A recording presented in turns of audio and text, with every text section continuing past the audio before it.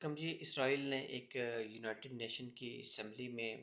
22 ستمبر 2023 کو ایک میپ دکھایا ہے جس میں اسرائیل کو گریٹ اسرائیل بولا جا رہا ہے۔ اسرائیل کو یہ بڑھانا چاہ رہے ہیں، ایجپٹ، عراق، آگے سعودی عرب، آگے دو تین یہ ملک ہیں، یہ اس کو گریٹ اسرائیل ان ملکوں سے زمین لینا چاہتے ہیں۔ پرومسڈ پلیس کہتے ہیں کہ یہ جو جگہ ہے اس کا ہم سے خدا نے وعدہ کیا ہوا تھا۔ جب حضرت ابراہیم کو خدا نے پرامس کیا تھا کہ میں یہ جو زمین ہے، ایجپٹ ہو گیا، اسرائیل ہو گیا، اور کچھ اسرائیل کا کچھ سعودی عرب کا علاقہ ہے، کہ یہ علاقہ میں تمہیں دوں گا، تو اس وجہ سے یہ اس کو نا پرومس پلیس کہا جائے۔ اور اب انہوں نے یہ ایک تحریک چلائی ہے کہ ہم ایک بزنس پیسفل ایک تحریک چلا رہے ہیں، اس میں یہ پوری دنیا کو شامل کر رہے ہیں، جس میں سعودی عرب کو وہ کافی حد تک قائل بھی کر چکے ہیں۔ سعودی عرب نے اس کو اسی وجہ سے تسلیم بھی کر لیا کہ ہم آپ کو ایک سکسیسفل بزنس مین بنائیں گے، کہ ہم بتائیں گے کہ کس طرح بزنس کی جاتی ہے، کیونکہ یہودیوں کے تو پوری دنیا میں بزنس پھیلے ہوئے ہیں۔ جیسے آپ دیکھ سکتے ہیں میکڈونلڈس ہو گیا، KFC ہو گیا، شل ہو گیا، ہر چیز کی زبردست پھیلے ہوئے ہیں۔ اس طرح کی ان کو یہ لالچ دے کے نا، تو یہ اس طرح ان کی یہ لینڈیں وغیرہ ان پہ یہ قبضہ کرنا چاہتے ہیں، یہ ان کو لالچ دے کے کہتے ہیں ایک نیو ورلڈ آرڈر جس کو بولا جاتا ہے، یہ اس پہ لانا چاہتے ہیں ان کو، تاکہ یہ جو خود مختاری ہوتی ہے نا، خود مختاری اسرائیل دنیا کی ختم کرنا چاہتا ہے۔ اسرائیل دنیا میں ایک ایسا ملک ہے کہ جو کافی بڑا تھا، جس کو پرومس پلیس کہا جاتا تھا، جو میں نے آپ کو آگے بتایا کہ ایران، عراق اور سعودی عرب کے جو اس سے بیچ میں آتے تھے وہ ان کا تھا، لیکن 2007 یہ بالکل ختم ہو گیا تھا، اور اس کا بھی چھوٹا سا ایک ٹکڑا رہ گیا تھا۔ اس پہ انہوں نے ایک ابھی جو اسرائیل جہاں پہ موجود ہے، انہوں نے وہ ایک لینڈ بنائی تھی، ابھی یہ اس کو پھر گریٹ اسرائیل بنا رہے ہیں، پرومس پلیس کہا جاتا ہے۔ اس پہ یہ ساری حکومت کریں گے، اور اپنے جتنے بھی 6 سال انہوں نے بتائے تھے کہ 6 سالوں میں ہم آپ کو ایک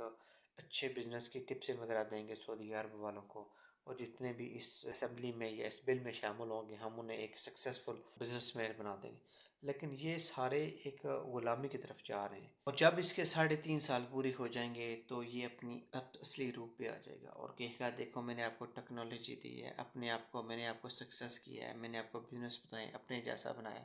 کیونکہ اسرائیل نے پاسٹ میں سب سے زیادہ بزنس میں ترقی کی ہے، اور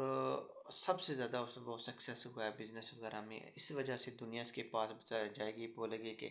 ہمیں بھی آپ اپنے طریقے بتاؤ کہ آپ کس طرح سکسیس ہوتے ہیں۔